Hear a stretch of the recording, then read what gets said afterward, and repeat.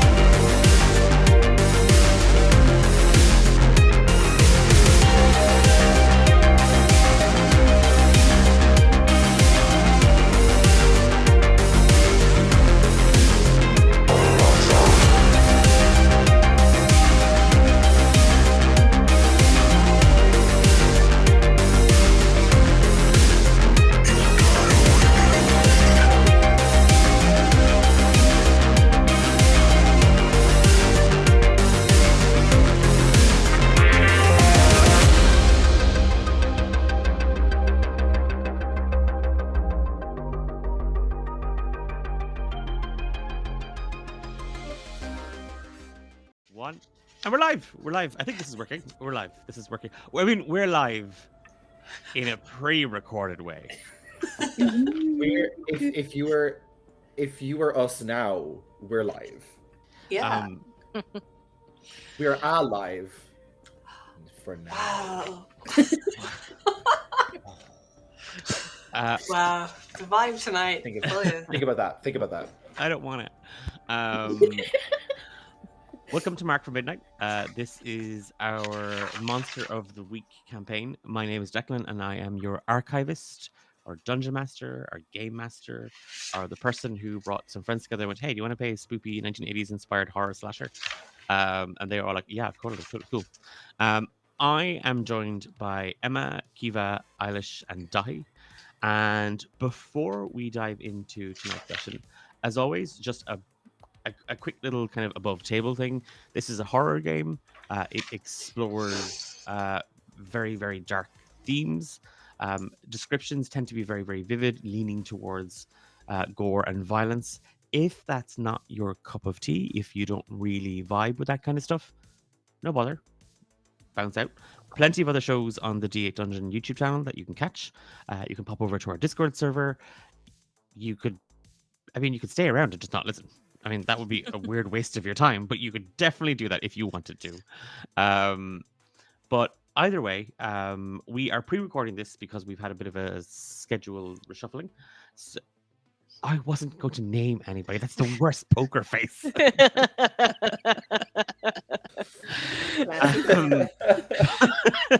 So she could never be on the traitors. Or could she? I did it. I'm the baddie. But we, so I mean, I'm in chat right now. Maybe if I've remembered to do all this, and then no doubt Eilish is there because Eilish is the one that had to remind me to do all this. And then I've probably begged Kiva and Dahi to join us live into the chat as well. So we might all consider there. So one of us won't be. You can guess who that is. I didn't name you. Okay. And enough of my little shenanigans. We're gonna start, and I'm gonna hand you over to Kiva, who is going to recap our last session. And they're muted. Look, even I was pre-recorded, we have reshuffling stuff. Sorry. even pre-recorded, we have technical difficulties. Listen, don't if we're nothing if not consistent. Fix it in post. Okay. All right. So, I guess last week for you guys, but right now, we're like on the run. We got everybody's following us. We got the feds after us. We got the police. We're listening to radio. People are calling for our blood, man. And we're just trying to get to this freaking town, Ashbrook or whatever. And we had to hightail it out of the fucking motel, looking punching these weird slip things left or right. Deck that girl that was back in the freaking gas station in the face, and her face was just like slipping off. That's not right. That's not cool. And then, so we got out of there. She like ran out into the road and disappeared, whatever that was. And we got to this place, Ashbrook, whatever it was, on a pamphlet we found back in that old guy's house. And but when we were going there was this like crazy sound, this like ethereal voice or whatever. I can't even remember what it sounded like, but it like kind of like pulled us out of the van. And like before I know, me and Annie were like just in the middle of the woods. And I don't know how we got there. People were telling us we ran out of the van. Like, I would jump out of a van. I'm not that crazy. Whatever. Back in the car. And she's like, the car princess, whatever. Not making any noise. I'm noticing, like, we're talking. People are shouting at me. And then, but I can't hear, like, the car or, like, the radio or any of this, like, stuff. Just voices. And it's freaking me out, man. And you know, Norm's acting all weird since the motel. I don't know what it is. Every time we talk to him, he seems a bit like 3 seconds behind. He's usually a like sharp guy. Yeah, so we're like in this place, Ashbrook. We see a weird sign. We're following where we're going, and then yeah, the radio comes back on for no reason. Nobody touched anything, and this freaky song comes on. Only You or whatever. Except it's Mike from college. Used to have this mad crush on Morgan. Anyway, he's singing and it won't stop. So I just like do the normal thing and just rip that thing out straight out of the van. Like that's just, yeah. And then like people shouting me about that. But then we were at this, I don't know, we followed a sign to a fish shop. I don't know. We decided that the guy in the fish shop was the guy to ask. So you're here talking to this guy in the fish shop, this old dude. He pulls a gun on us for no reason. Starts waving it at me, talking shit. I don't know. Won't even let me talk to him because he's too old to listen to young people or whatever. But yeah, Norm starts talking to him and telling him everything ever. I like Norm, but he keeps telling people all of our business. But it kind of worked because it turns out this guy was like a counselor at the camp we were looking for, like way back in the 60s, 100 years ago. And yeah, but like apparently this like Norm, like I think Mike went there, but like he said that there's like weird like brainiac people hanging around there and back in the old days, and it was really weird. And then there was this big fire, but like nobody could hear it or hear like people screaming, dying, I guess. He had these gnarly kind of burns all down his arm. But he said that yeah, Dr. Kareem was there. So yeah, that's not good. Then Norm got all weird again, told him to leave. I don't know what that was about. But he told us where to go. And we just hopped back in the van and got to he gave us a key to the camp that he just had for 20 years. Harmony Falls camp, and then we popped on down the road to there. And yeah, it's no sound again. All we can hear is each other talking, but like it's really weird. It's like walking around with wool in your ears, man. And then he was saying that these couple of kids went down to the camp, the Williamsons, and he'd never seen them again. So I guess we could keep an eye out for these kids and rescue them or whatever, because apparently we're heroes now. Maybe that would get the feds off our back. But we got there and it just was like weird quiet, and then like big microphone sound back, and then like these freaking show tunes or whatever blared out. And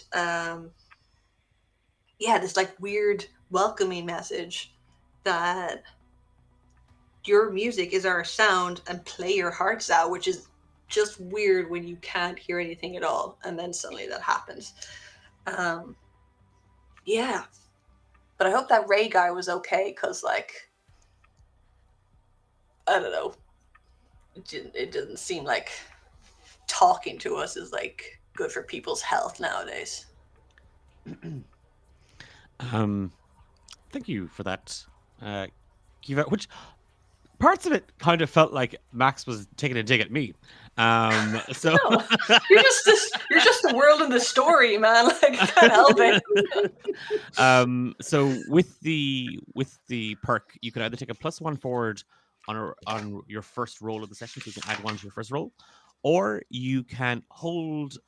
You can take a hold going forward, meaning you may ask me a question for free without having to roll anything, and I'll give you some details on it, or you yourself can add a minor detail to a description that I am building.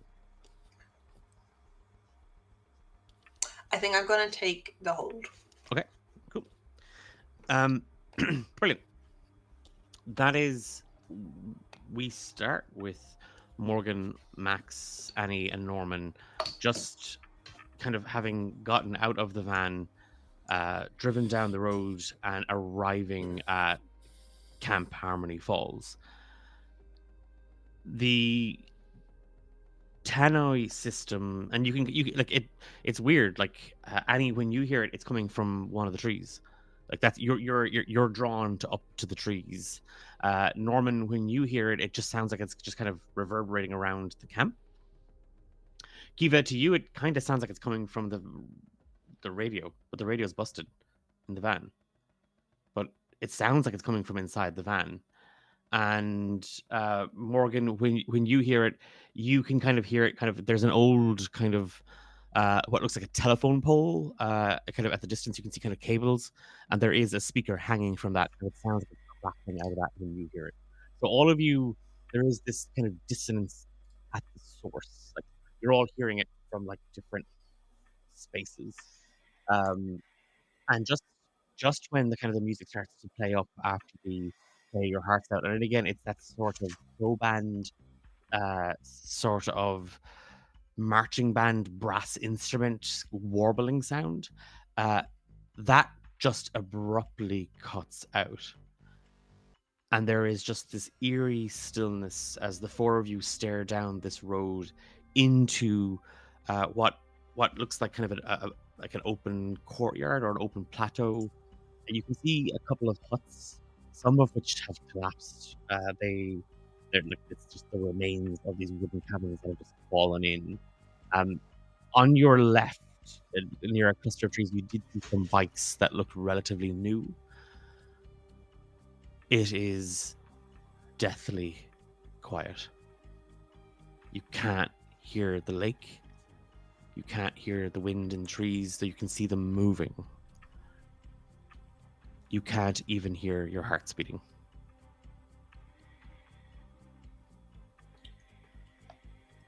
How many bikes are there? There's 4. So free rides, my dudes. We There's have a van.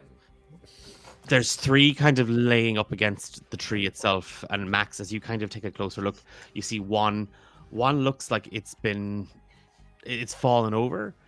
It also looks damaged. Like it looks like something has happened to it. Can I have it look at it properly? It's like it's warped. It's like it hit something or something picked it up and just it looks like it's been bent around something. Oh, okay. Well, one of us is gonna have to double up 'cause this thing is jacked. I don't know. Just to reiterate, we have a van. We don't need to steal bikes. I don't think it's the time for biking. I don't think it's like as in I assume there's not roads around each hut and stuff that the van would fit, is there? He has a camp, right? So Well, we can just walk. Yeah, I'm Make it fine with cycle. walking. It's good to know that they're there, and it's also good to know that the bike is damaged. That means something happened here. But I think we need to give everything a little bit of a closer look. I think Norman is like now he's getting he's a little locked in now that we're at the camp, and he's no longer tripping. I think I want to see like what buildings are in front of me that are like identifiable. Like what's like is there like MS Hall, cabins, whatever, like how close are these things to me? Like what's the general layout in front of me? So Immediate vicinity. you see got the lake. yeah, to your left, there's like these small little trails, like these small little walking paths and stuff like that, and they kind of lead up to like a little rise in the woods, and again you can see some of these cabins. As you are all kind of looking around, there is a large signpost with these really like the wood is rotten, it is soaked with moss, it is stained like black and green. You can see the timber itself is sort of warped, but there's like signs pointing to the gate. There's signs pointing up to the cabins, up that hill to your left. There's a couple of signs all pointing towards that courtyard. You can see mess hall. You can see amphitheater. That is pointed kind of closer to the lake though than say the mess hall. The music halls. The administration lodge / infirmary, and you can see a sign for the lakefront and dock. Again, that is kind of pointing in a similar direction to the amphitheater. Well, it seems probably pertinent that we check out admin and the infirmary. There could be records of people. Yeah. Might be good to have some more information. I do think we have quite a bit of ground to cover. So we should take the bikes, man. For the princess. I meant it might be a good idea if I don't want to suggest splitting up, but at the same time we might be able to cover more ground if we do. However, What are we looking for? Like what's we're specific? I think we know who we're looking for. I understand that, but like you know, if there was music, it's likely that this could be coming from the amphitheater. If there's an amphitheater here, a place of performance might be somewhere that this person might be inclined to stay. But I think it's a good idea to get some information first. Perhaps maybe admin, amphitheater, music halls. Sounds like a good itinerary. Yeah, yeah, okay. So we can either split up or we can visit those 3 places together, which the amphitheater and the admin infirmary are near each other, are they? They're all kind of going in the same. You'll all have to go in the same direction, but the amphitheater would not be beside. Again, they're all pointing, we'll say, north, but then the Yeah. amphitheater is pointing northeast. So Alright. you're going to move in that same direction if you want to explore the kind of, if you want to go into the camp and the campgrounds, north. You want to go up to the cabins, west. You want to go down to the lake, more east. On the brochure, is there like a little layout of the camp at all, like a little like map or something of it, like just like a little like these things are here, or is it not really that detailed? No, again, it's just like a little square. It's a little square, little graph, and like there's little sort of boxes, and it does like it shows the mess hall. The mess hall is next to the administration lodge. Then there's like music halls and activity rooms next to those. Behind those, higher up, are the cabins, and then you do see sort of the lake, and next to the lake then is the amphitheater. Okay, so maybe first on our agenda we go check out admin and the music hall since they seem quite close together, and then we check out the lake and the amphitheater. Sounds Maybe it is best to stay together then.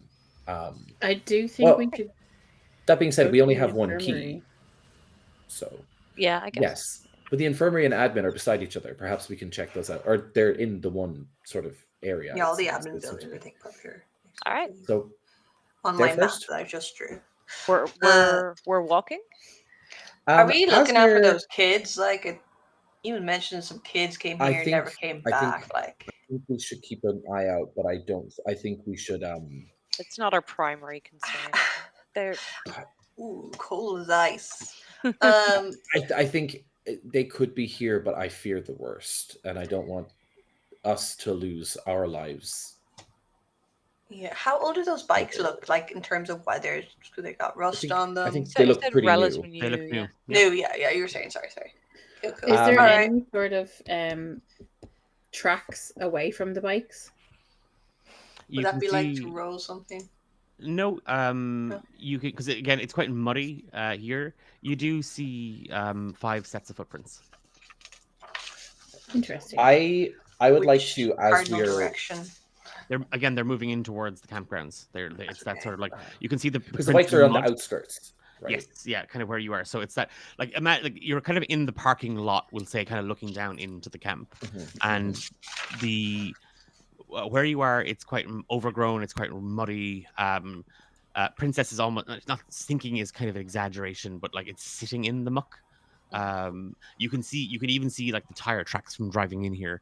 You can see footprints. They're heading towards the campgrounds, and then they're just kind of swallowed up into the muck.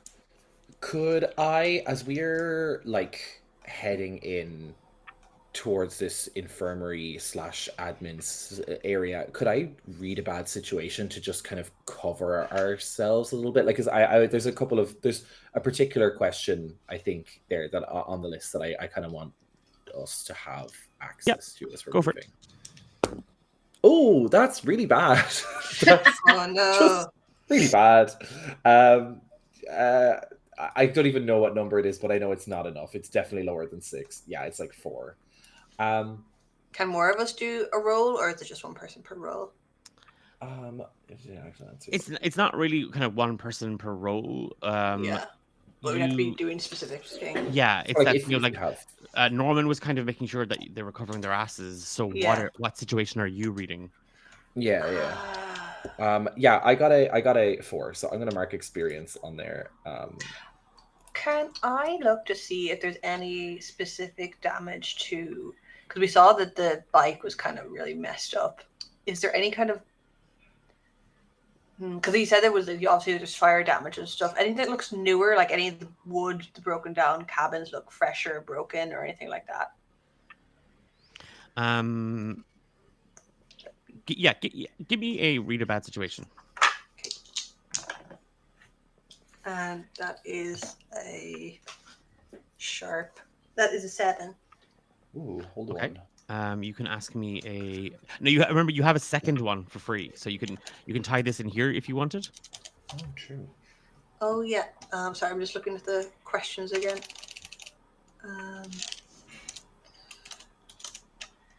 Reference sheet. Sorry, I should have had this pulled up. So the really bad situation thing is open, and it won't show me. Sorry. So I'm trying to you, find the so you can. There- What's my best way Questions. in? What's my best way out? Are there any dangers here we haven't noticed? What's the biggest threat? What's the most vulnerable to me? What's the best way to protect victims?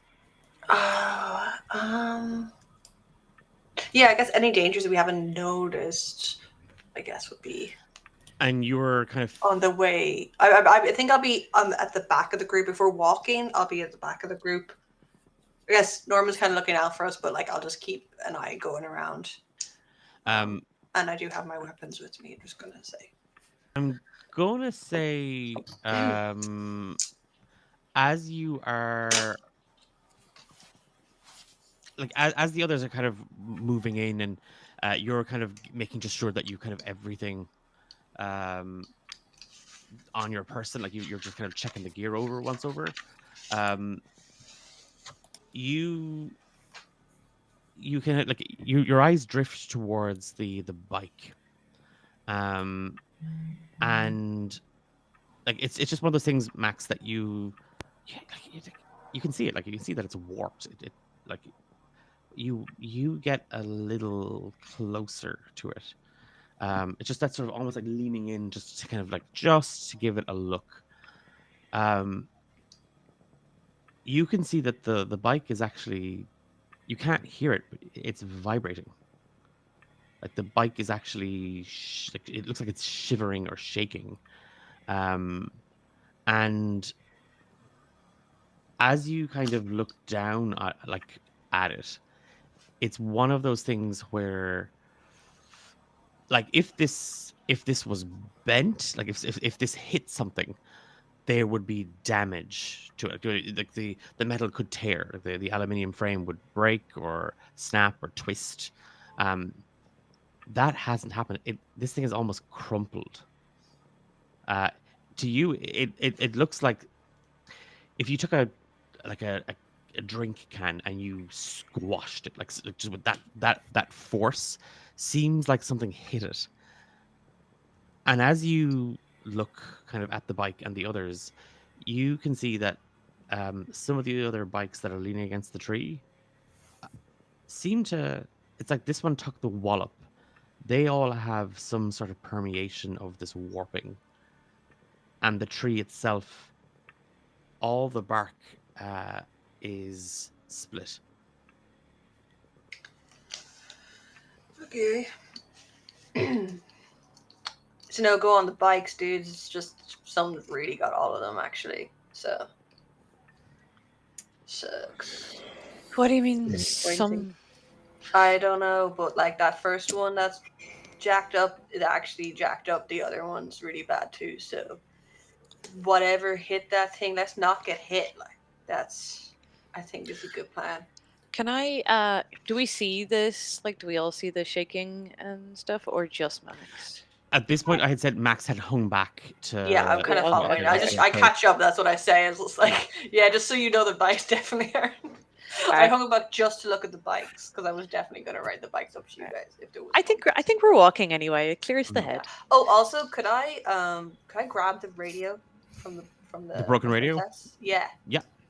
Okay. It's dead quiet. Like it's not making any sound. Yeah, no, it's just made that sound one time. So. Yeah. Just kidding. Want to keep an eye on Actually, it. it probably wouldn't even be good. Like it might even give us away. But you know what? Yeah, so I guess we head towards the infirmary / admin building then, right? Mhm. So spooky. Again, as Max catches up and kind of fills you in on it, you can hear him. Was his voice always that grainy? like, was his voice always that little? Like, it kind of like you can kind of feel it in your teeth a little. It's like, it's just a little too sharp. As if someone has Vocal fry. turned that up a little bit, like, and you can kind of just feel it in your ear. Um, it's not enough. Like, it's not painful. It's more just annoying. And you can see as the four of you are moving in, you can see that there is you're heading. Are the four of you heading into the lodge? Like, you're looking for that main administration building. Yeah, I think so. It is. It's set there. It kind of it looks like a log cabin and a barn in that sort of, like, woodsy sort of wholesome, but it's an admin building, and you can still see sort of the atypical structure, but it's been given that facade. Part of that has fallen away, and you can see some of the walls are now kind of overgrown with, like, ivy and brambles and thorns. There's a wooden porch out the front of it, and that has been barricaded. You clearly see footprints on the barricade. Oh. On the barricade, like, as in vertically? From Yeah, kicking like, it. Like, somebody's tried to kick it or climb it, because there's a gap at the top. Ooh, can I jump up and how do you do that?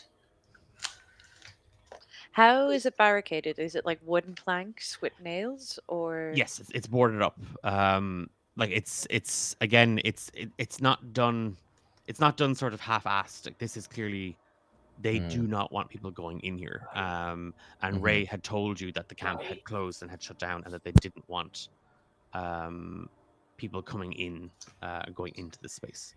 But again, you do see that there's a couple of lats at the top that are missing, and you could possibly climb it and squeeze through. Max, give me a boost. All right. I give her a boost. How high is it? Again, it's like the porch is a couple of feet off the ground, like, because there's little steps up to it. As Max kind of boosts you up, you're able to just kind of, like, wedge your fingers into some of the boards, Morgan, and then you can pull yourself up. On the other side, as you kind of just peer in, you can see the door. Again, there's a little light kind of creaking in through the lats, and you can see the front door. It is wrapped in chains. Oh. We're not getting in here easy. That front door is definitely not going to open. Anything else interesting? Why? Is there like a big, like, what's in there that they're chaining out? Maybe they're just Is there any- keeping out delinquents. Is there? I'm assuming all the windows are equally boarded. This is the only one with the gap, I Yes. think. Yeah. Yeah. Can I fit through the gap? You could. You could squeeze through here. All right. I might be able to just squeeze a little bit in here. Do you want me to try get in?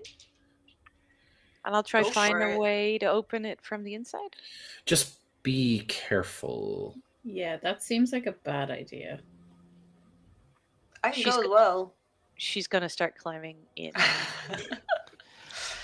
You think you could do this with your circus background without my help? It's a tight squeeze for most people, Morgan, as you kind of just pull yourself up and through.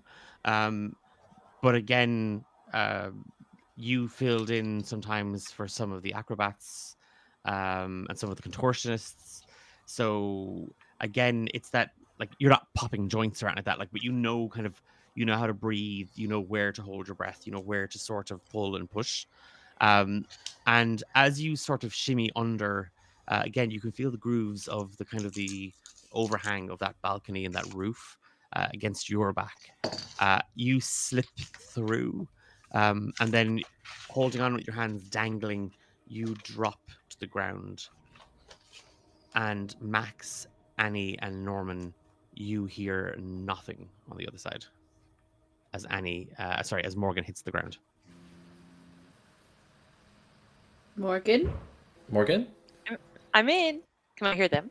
You can hear them. can we hear her? I'm in.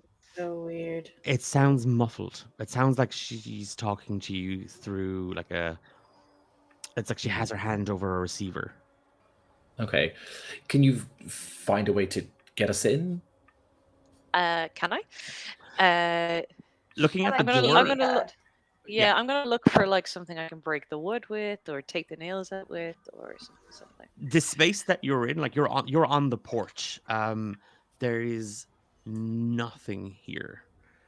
There's a couple of panes of broken glass, but you can still see the windows here that kind of would look in are boarded. There is across the door, there is a "Do not enter by order of U.S. Parks Department. Danger. Keep out. Entry beyond this point, risk of loss of life." And the sign is old and kind of faded, but you see that it's a double door, and those two handles at the front are wrapped in chains, and there is a padlock. Yeah, I'll relay this back. So, the door is locked. There's big chains on it. There's nothing else in here. We got that key though, The right? key. Oh yeah, Hmm. yeah. Pass it through. I like slip the key through if I can to Morgan. Again, the small little gaps that you can kind of, it wasn't like he didn't give you like this huge ring of keys. And Morgan, you were able to kind of grab and pull it through. Again, there's about 5 or 6 different keys on it. And as you kind of move through them, again, you don't hear any rattling. You don't hear that sort of jingle or chime of keys. And then you push one in, it opens, and like you feel like the little lock mechanism pop. It's open. Great. Can you let us in? Climb in. Can you try and push some of the slats and we'll try and pull them from this side? Sure. She's gonna start. Trying to brute force kicking. their way in. Could we do like a help out roll or something? You can, yeah. For everybody. Yeah, I guess couldn't one of us roll like a kick some ass? Is it kick some ass to help to try? I think break this door down, Morgan or- would be kicking some ass because they're going to Hmm. push against them. And if you're pulling against them, it will be a help out. Cool. I will help out. I think I am not good at that. Jesus. I got an 11. I got a 4. I got a I rolled a 3. Okay, so I like realistically, it's not like I don't see the 3 of you all being able to help out. So Yeah. do we want to go with Annie as the person who's Yeah. pulling on the I think board? that's wise. Yeah. And what did you get on your kick some ass? 5. Okay. And even with that, Oh, I level up. okay. Did you get the plus? You get a +1 on your From roll Annie. from Annie. That gives you a 6. And again, like Morgan, you give the barricade a good solid kick, and Annie, you're pulling on some of the boards. Ray wasn't telling you when they told you that this place was locked, sealed, and shut down. They're not just using any old 2x4s. These are solid. And as you kick, again, Annie, you feel the vibrations through, but you don't hear anything. You don't hear Morgan like exert any sort of breath. You don't hear the thud of their shoe against the wood. And then Morgan, in that, you just hear like a little bell ring, and the doors open, and the lodge is lit up. Oh.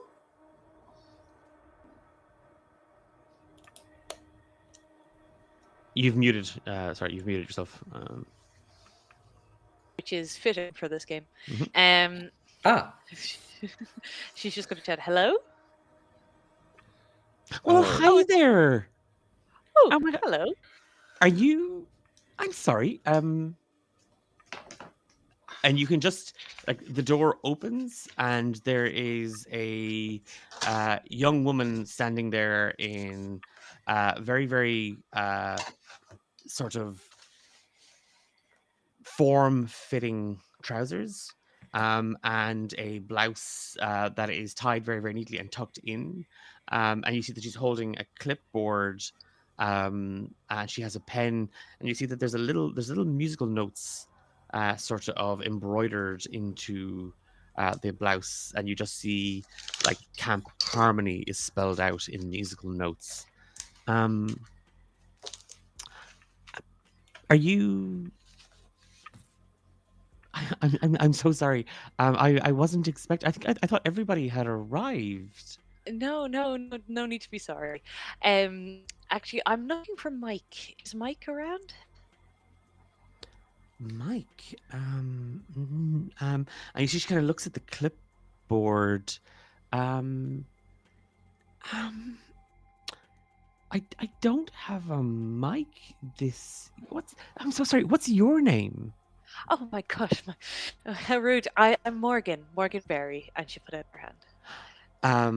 And she tucks the clipboard under her arm, and she kind of takes she kind of puts the pen in like over her ear, and like she takes your hand in both her hands.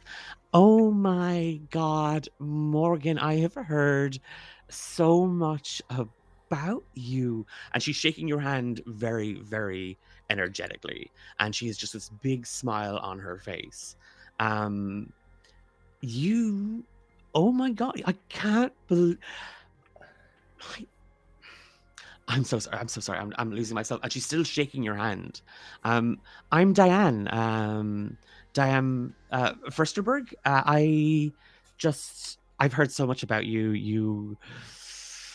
From My who? gosh, it's a privilege. It's an honor. It's an honor to have met you. I'm a little confused. I didn't realize I was known outside my family and friends. Oh my gosh, are you kidding? Are you? You must be absolutely exhausted. We knew you were coming. I'm so glad you're here. I'm gonna be honest with you. I'm so glad that I get to be the one to introduce you and to show you around. You haven't been here before, though, right? It's your first time? Actually, I need to find Mike. I'm afraid he might be in trouble, potentially just to himself, and he just shouldn't be on his own. So, I mean, do you have any resources that maybe could help me find him? I'm pretty sure he's here. Mike, he's not one of our Oh my God, Diane, you featherbrain. Oh my God. You're talking about Maestro. Oh my God, yeah, of course you are. He hasn't stopped talking about. Don't tell him I just got it's just I probably had just a little too much coffee. Diane, I'm always saying you've had just a little too much coffee. A little less pep in your step. You need a uniform. I need to get you.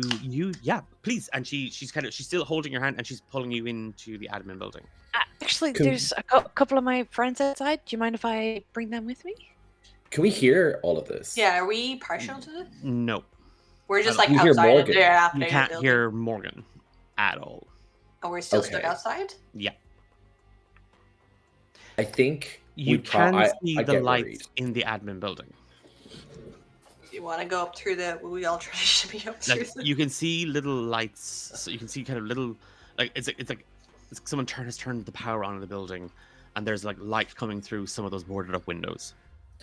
I think not hearing Morgan would really spook Norman. Like that plus the lights going on.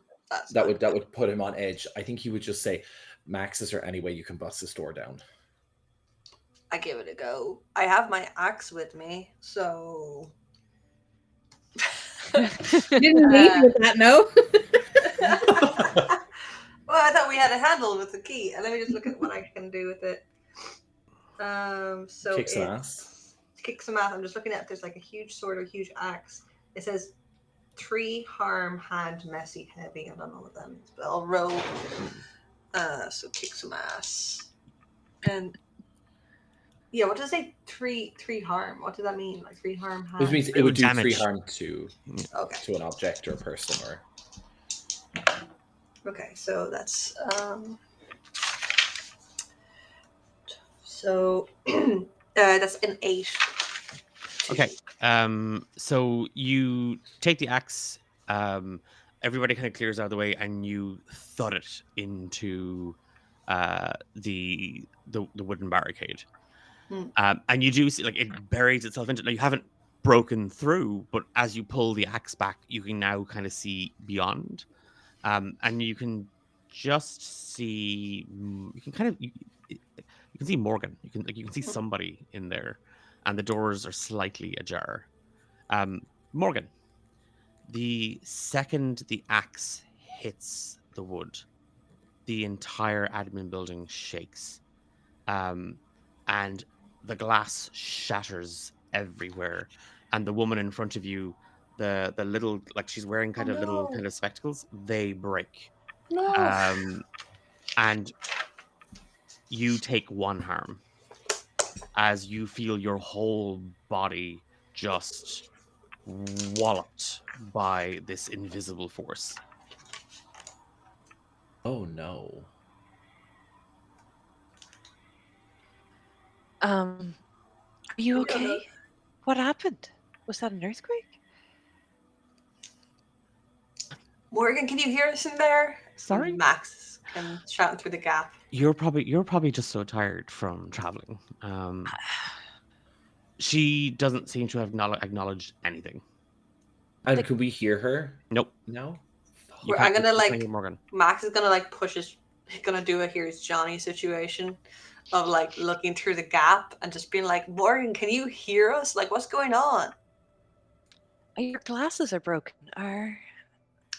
She can't hear us, man. She in that moment you hear it's like somebody has put their hand on a record that was playing and is putting pressure on it, lifting it up and down, and it's there, it's behind you, the sound is coming from behind you, but you don't know, it's quiet, like it's background, and she's just smiling at you. I have to say, this is going to be the best summer ever, Morgan.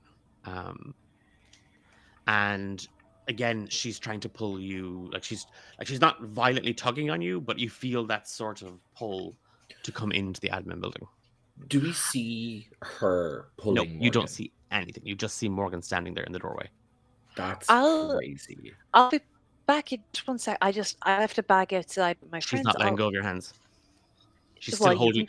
She's still holding You can your come with me. You can help me with my bags. I've got a few of them. She's stone. Like it's that, like she doesn't seem to be, she's not letting go. And as you tug, now you feel the pull. You're scaring me a little bit now. Would you, do I'm, you mind I'm letting go? I would just, it would be amazing if you would just, if I could just get you set up, if I could just get you your uniform. I know that Maestro really wants to see you, and I know it would just make his day if you were wearing the Camp Harmony uniform. So And I will get that in 30 amazing. But if you seconds. just come in, No, I can get no. it to you. Let go, please. I don't understand. Did you not want to come? Of course I do, and I love your energy. But I just need you to let go so I can grab my bag, and I will just feel so much better. And like her head turns a little bit. I don't understand. He said you were excited to come here. He knew you were coming. Why I am Why so are excited to you- be here. I just need to step back outside, grab my bag, and I'll come back in. That's all. someone can get that for you, Morgan. Yes, me, You're a thank you. guest. Give me an act under pressure. Yeah. Oh. it's a 9 on the dice. And what do I have? Act under pressure, -1, so 8. Okay. So, um, with an 8, you're gonna succeed, but it's not a clean success. Mhm. So, um, you've now, Morgan. It's that weird, like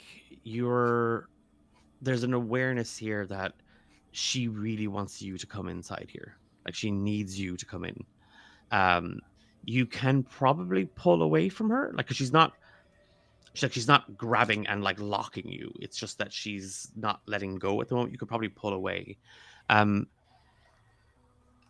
the outcome of that is, um, like if you resist now, um, getting in here is either going to be problematic afterwards. That this might be a no go space, for you at least, um, or you um you could just, I mean, you could just punch her. Like you could just element of surprise punch her, but then there may not be a coming back from that with her in particular.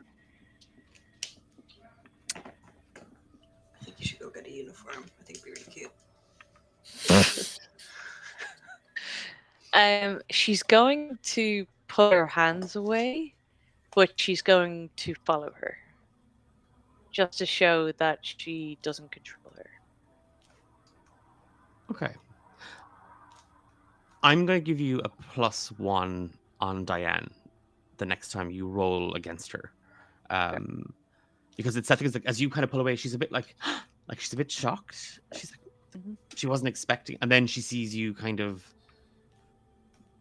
recomposing yourself and then following her in. The doors slam behind you, and all of you hear this thud, this heavy wooden and metal thud.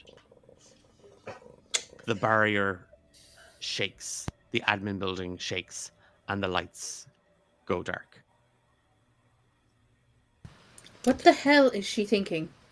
Well, that's great. We just lost Morgan. I think we need to find her now. What? Yeah, I think who's- that probably was like the worst person to go in there was her. I mean, she was If really- any of us could go, because Mike got a big honking crush on her the whole time we were at college. So like, this would have been good information to know. I think I said it like 4 or 5 times, man. So like, that's on you.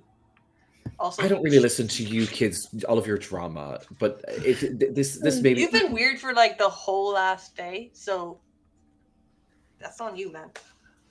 okay. Maybe let's curtail the infighting, please.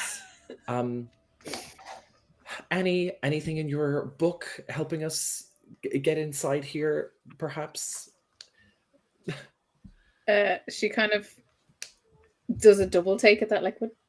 It's my diary. I mean, Yeah. Just that. oh come on, let's not pretend that you're not consulting the book every evening. We do hear you talking to yourself. I'll be right back. She's just gonna walk back down the road a bit, and pull her book out of her bag. And kind of focus in her energy on the barricade. Or like the admin building, she'll just be like, how do we find Morgan?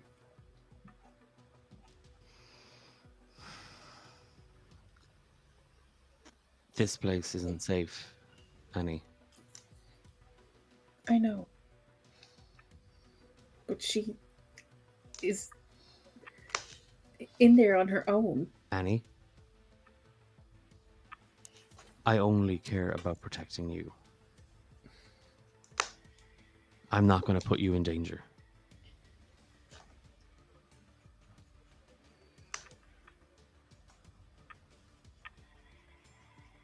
But this is all part of me helping you, surely. I was sent here for a reason.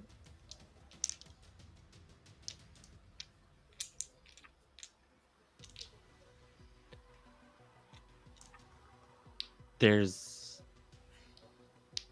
this incredibly long pause. Like it's one of those moments, Annie. Has Annie had like a partner before? Has she had a relationship before? Yeah, she probably had like high school boyfriends, but they were like nothing Going out for 2 weeks serious and then or we broke anything. up. Yeah, So she, this would be her first real sort of like adult relationship. So hmm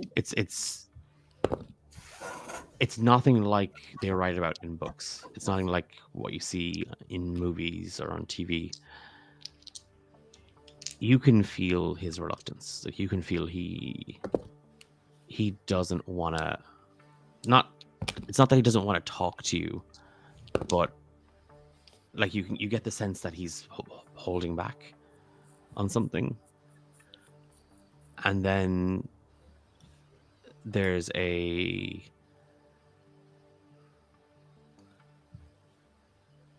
you are looking to defeat Askaroth. Yeah. And to do that, we need all of us.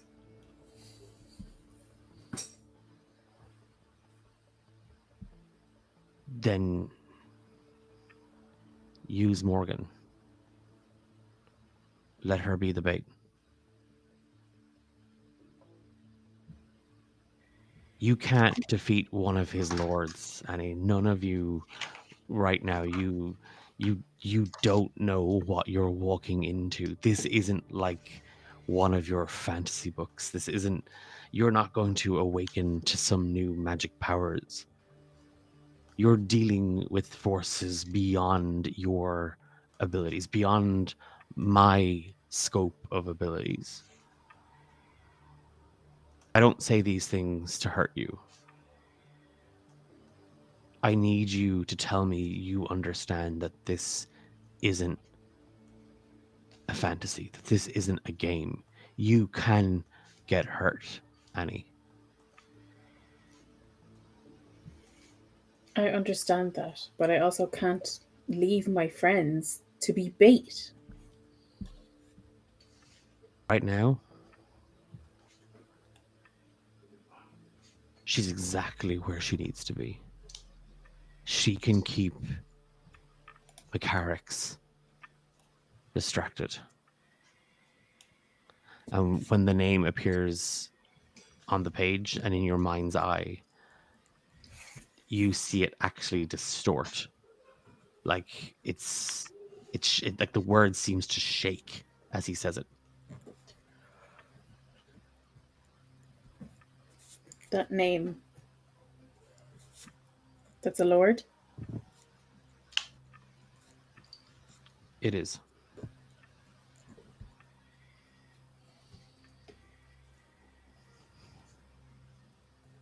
So what do we do? You need to find a way to weaken him. He's tethered himself to this place.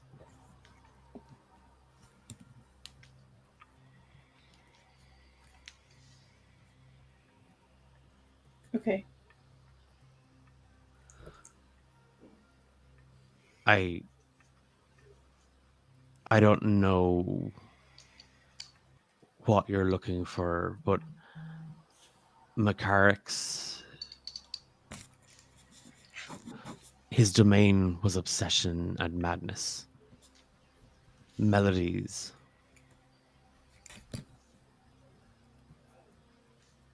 It's probably what lured him here. Okay.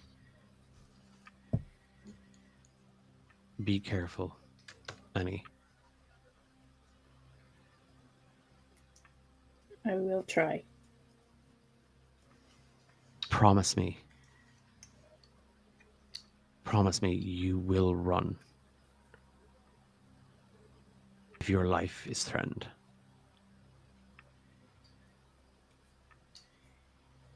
She'll kind of glance back over her shoulder at the others and just say, I promise.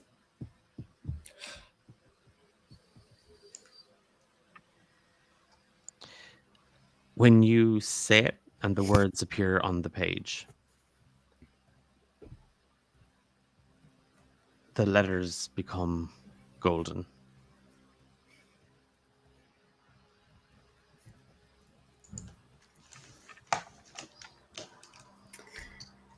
I'm in danger. Oh no! She's gonna go back to the others and just kind of relay most of what he said. So she'll tell them about Macarix. It's the First Lord. His domain is obsession and madness, and in order to defeat him, we have to temporarily leave Morgan where she is. That sounds dubious. Your book I don't told like you it. this? Did I know Yeah. about this? It's like normal. When did it become normal for your book to start talking to you? When has anything that's been happening for the last week been normal? Yeah, I guess. We can Alright. debate the metaphysics of this on our next road trip. But perhaps if you say that his domain is obsession and madness, and he was obsessed with the melodies of this place, maybe it's the amphitheater or the music halls that we need to go to next. Perhaps there are some bands we gotta blow up or something. I don't know how this shit works, but I can't feel like hurt. that's, yeah. I was thinking maybe there's an instrument or a melody somewhere around here that will disarm him enough for us to get Morgan out. Agreed. I kind of want to investigate a mystery on the building we just left, because I have one particular question on it that I would like to ask, if that's okay. Yeah. Okay, that's a 13. That's great. Ooh. I think I still just get the 10 because I don't have the advanced Mhm. investigate a mystery. But I just wanted to ask, at the very least, where did it go? I know I get to hold 2, so I think in the in the admin building itself, I think I'll ask the questions. I did say I get to hold 2. Do I get to hold on to those, or do I have to use them straight away, or can I like? So Hold. when you investigate a mystery, roll sharp on a 10 plus hold Yeah. 2. One hold can be spent to ask the keeper one of the following questions. Okay. I would again, because you were specifically tying it to the building, you don't Yeah. get to ask To me hold later for on. later. Yeah, it doesn't work like that. I don't yeah. think. So it could be that if you circled back, you can go, have I noticed anything different? So Yeah, I think I'm gonna write hold 2 for admin, and I'm gonna use one now, and I might use one later if we circle back. Because I have one specific question I want to ask, and it's where did it go? What just happened in there? Like the lights going on and coming off, and Morgan getting like locked into a thing. I just want to ask, where did it go? Do I have any sort of inkling of that? like you're not like I'll be honest with you, you haven't a clue. Like it's like as far as you know, Morgan's just walked into the building. Lights came on. Max tried to break down the barrier. Said they saw Morgan. Morgan didn't respond or react to anything. And then Morgan walked in. The doors closed, like they slammed. You heard the slamming, and then the lights went out. After that, you don't. There's nothing from this perspective that you would glean from this. But I Okay. will tell you, Norman, I imagine it almost that thing of like as the others are like, okay, so are we going to the amphitheater? Are we going to the music hall? And like Annie has come back, and now the Max and her are kind of looking up towards the like this little cluster of little cabins just up a hill, away from the dorms and those sleeping cabins and like these little like a little activity area. You're peering in, kind of like trying to get a suss of like the things. and you can hear music coming from inside the building. It's not like it's not blaring. It just like it's like you can hear the reverberations of music. It just sounds like somebody is just strumming on a guitar Inside the admin building? inside the admin building. Oh. And it's one of those things that like as you sort of like you're trying to get a sense of where Annie's gone or where Morgan's gone or where they've gone or where all this has happened. You turn, and as you turn, like the acoustics, spatial awareness, it turns with you. Like so it kind of now feels it's just like it was in front of you, you turned, it's behind you, but it's coming from your right. Like it's like the sound is moving, the source of the sound is moving. Oh, that's weird. Can we all I hear think that? No, it's just Okay. Norman. I think Norman just says, I think hear music. I think let's try to follow it, and maybe we can find out what happened to Morgan and help her. I'll attempt to follow it if possible, cautiously with the group.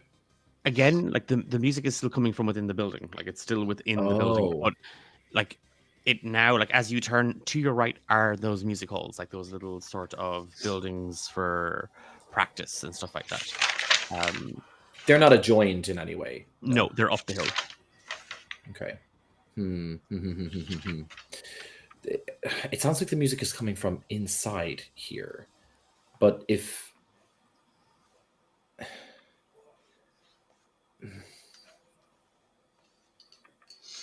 getting in seemed problematic before. We noticed the glass. Did we notice the glass breaking when the Nope, door? glass didn't break at all. Okay. I suppose we could try to break the door down again, or just try to make that little entrance a little bit bigger. You're muted. We need to go. What we need isn't here now. I know that much for sure. Okay. I will keep an ear out for this building then, as we head towards the music halls first, perhaps. Yeah. Shall we? Yeah, let's do it. Yeah, I think we'll head towards the music halls. Norman's going to keep an eye on the building, though. It's just kind of, I think he's a little bit fixated on it a little bit now as they move onwards. You like as the three of you kind of move up the path, and like I say, like it's just a little incline. It's not like you're not climbing up like at the side of a mountain or anything like that. It's just it's just a hike up the hill. They're again like they do look like just outbuildings.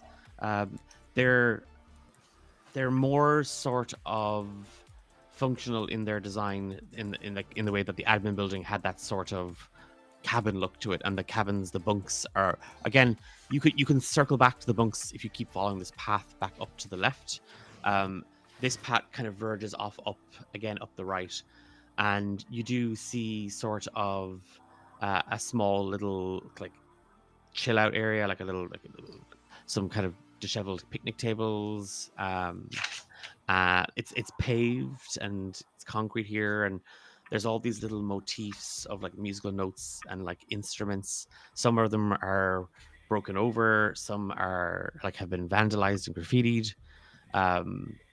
And as the three of you move kind of up here, Norman, the music from the hall has now kind of just dissipated. Like it's just you can't hear it. You've moved far away enough that it's kind of now just gone. All of you, the Max, Annie, and Norman, you can faintly hear like music coming from somewhere. But it sounds like Bon Jovi. It's What song? I don't know. I just picked Bon Jovi. Don't put me on the spot like that. Big fan. Yeah, like, This is the one clearly. thing that gets edited out. Yeah. But it's like again, you all kind of recognize the tune, and again, it's not that it's blasting out loud. Like it's that sort of like somebody is playing sort of music very, very loud, and you're hearing it kind of coming off the headphones. It's that sort of rattly, whistly sound. It's Runaway by Bon Jovi. So A bop. Annie will do that thing where she like a dog that hears something weird. Be like, "Do you guys hear that? I Yeah. do. Bon Jovi. Can we kind of get an inkling of which direction it's coming from?" Yep. And I now need all three of you to give me a act under pressure roll. Oh, And Jesus. Max and Annie, it's a -1. Oh, No, it's not because of because of Morgan 4. It's not.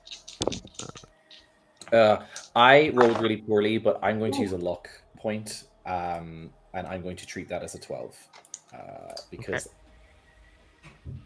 I got a 5. uh, Does that mean I get an experience? It does. You can get an Well, for the pressure. Oh, cool. So that's an 8. Okay.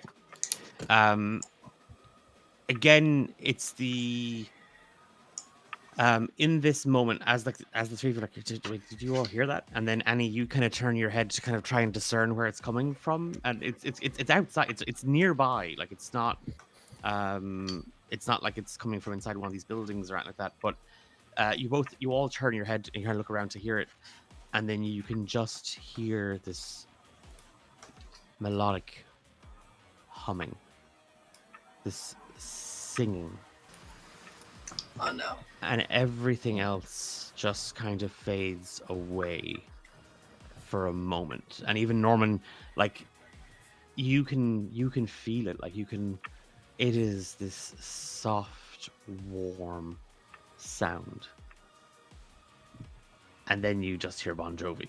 Like it's for you, it's just, what was that? Oh, what was that? And then you hear Bon Jovi, and you watch as Annie and Max both kind of freeze.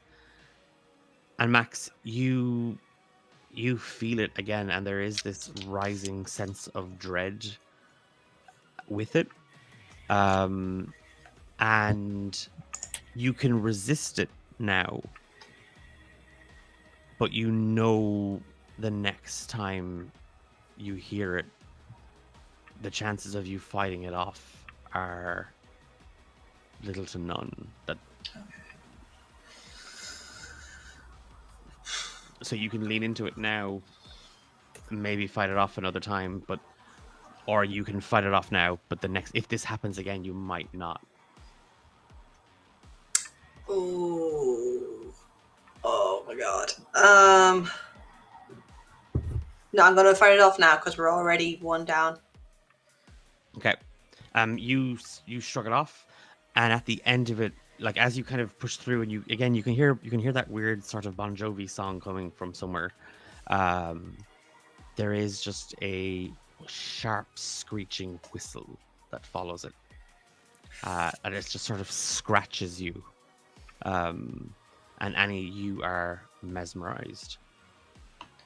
Could I roll to protect someone and grab Annie? Is that something I could do? No, because this is all kind of happening simultaneously. Same This time, is not yeah. one after the other. This is you are compelled to, Annie, you are compelled to go to the lake. She's gonna take off towards the lake. Okay. So we take off after it in attempt to stop. Yeah, her, we're if gonna. possible. You do see Annie turn and run. Like Annie just kind of starts running kind of back down the hill. Yeah, I think we'll take after her to try and stop her, I guess. Yeah. Do you guys know what's happening this time around? Like, is it the same? I I guess think- I shook it that off, happened in the so I past? feel like. And I would've heard known. the sound, and we also did experience you two jump out of a van to run Yeah, towards a same sound thing. that you heard. So we can assume that it's the same effect. I think. Yeah, I just kind of want to. I would love to be able to tackle her and stop her from running into the lake. Yeah, if we can. if we can try and if Norman can help like run and just try to restrain Annie. That would be Yeah, if I don't know if that will be protect or kick some ass, because It's either way, protect. just You're not protect, fighting. yeah. Or you're trying to protect her. Okay, So, yeah. So you- could I do that? Yeah. If we catch up to her, whatever, I'm assuming I could probably run and catch up with her. Oh my god! Oh, that's bad. It's a Oh, 4. I just fucking, I guess, Face all plant. on my face. Yeah, running down that hill, man. Oh Um, no. Yeah, no, it is that thing. Max and Norman, like you just see Annie just turn, and like at first it's just a couple of steps, and you're like, what's she doing? And then it Mm. dawns on the pair of you that she's ensnared, she's charmed, she's raptured by this thing. And what started as a couple of steps, as you reach like Norman to kind of like grab her hand, like to take her, she pulls away and she just starts running back down this hill. And then Max, you just charge after her, kind of half throwing yourself forward. She just like, where the hell did she get this strength from? Because you charge and you go to grab, and she sort of half shoves you, and in that same momentum, she's now bolting down the back down this path. Norman, you hear the music kind of stop for a second.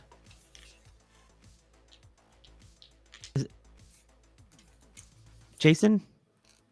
Miles? Beth? Hello.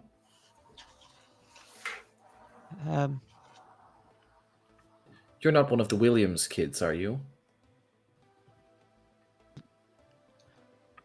I and like you hear the music playing again, like it just kind of starts to play again, Norman. Like there was a moment where they were hesitated, and you know it's coming from behind some of these buildings, like these small little cabins. Oh, I want to help Annie, but I guess. Oh, jeez. I think I'm gonna keep following Annie, by the way, just so we know. Okay, cool. Let's all split up. I'm kidding. Let me look for It's clues. fair. So the music I can hear is coming from behind these halls. Yeah, And these this, like they're little. They look like, now that you're closer, like they're little porta cabins. These aren't like, and again, some of them are broken. Some of them are like the windows and doors are boarded up, but you see that like parts of the roof have kind of caved in where like maybe there was too much rainwater or that like. But you can hear the music is coming from kind of, let's say, between two of them. Like now that you've heard them speak, that's where your eyes are drawn. That's where your ear was drawn. So you can sense that they're behind one of these two cabins. Okay, I think Norman trusts Max to be able to run after Annie. I think. As much as I think he would trust Max to do it more than he would trust himself to be able to do it. He's not a fit man. I think he will move slowly around the building, and just kind of like calling out to this voice, I guess, to just say like, if you're one of the kids who rode in on those bikes, you guys got to be very careful. This place is very dangerous. You don't hear anything back, but the music gets louder. Like it's been turned up a little bit. I think he's going to. I will tell you that you now know where they are. Like it's loud enough for you to be able to pinpoint that they're definitely behind the cabin on the left. Yeah, he's going to head that way cautiously.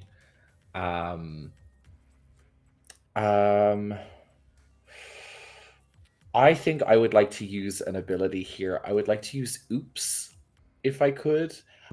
If you want to, Oops, if you want to stumble across something important, tell the keeper. You will find something important and useful, although not necessarily related to your immediate problems. I would like this to be a part of my Oops. Whatever I'm finding here, I would like, if it's possible, to find something useful out of this as he rounds the corner to this sound. Again, I think you do. As you round the corner, like you kick like it's that like you're kind of low, and it's like it's not pitch dark, like it's evening time, but it's you weren't kind of looking kind of you're kind of where's that noise coming from, is this person kind of waiting to pounce on me. Mhm. You do find like a rucksack, like a backpack, and it's torn, but it's just it looks like any old kind of high schooler's backpack. You see that it's been like stenciled and drawn on, and like the marker has faded or been washed out, but as you kick the bag, you hear like a rattling sound, and inside it you do see there is a stereo Walkman. And that's where the music is coming from. No, Oh. the music is so you are now, like, imagine if you've walked between these two buildings, you've kicked this backpack, pick it up, and you see that like there's like there's crap, there's like junk food, there's like a moldy sandwich, there's notes, there's a copy of Moby Dick that doesn't look like it's been read. You find this Walkman, you can still hear the music coming from behind the cabin, but you are now at the edge. Can I put the Walkman on and like turn it on and see if I can't hear the music anymore? Can I hear music from this? That's the question. You hear Kate Bush playing in the headphones. It's like when you hit the play button, you can hear the whirring of the tape cassette side. You can hear the little the dials buzzing, and then the tape pulled through, and then the music crackles through. One of the headphones is broken, so it's all kind of coming out of the left-hand side. You can hear breathing coming through the headset. You can hear somebody like nervously breathing, kind of like, and you're like, please, please, please, please, please, please. I just want to go home. I just want to go home. I just want to go home.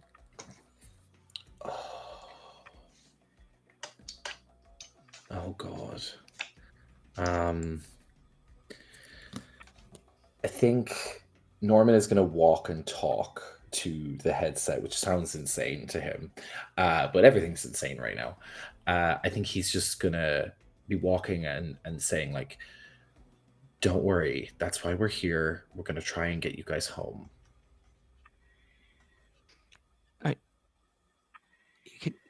You can hear me. I can.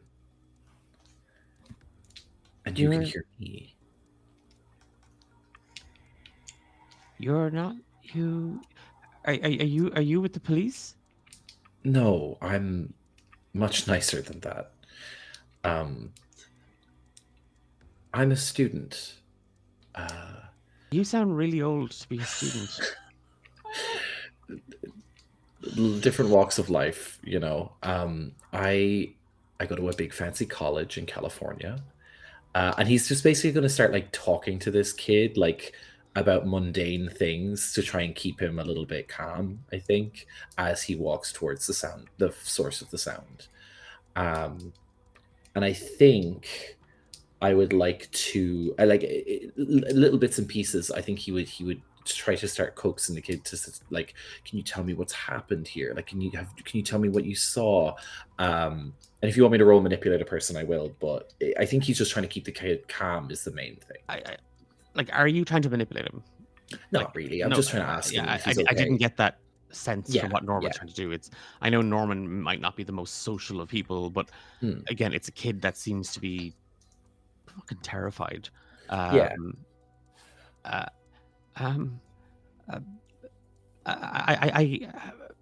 The others dared me to come up here, and then oh gosh,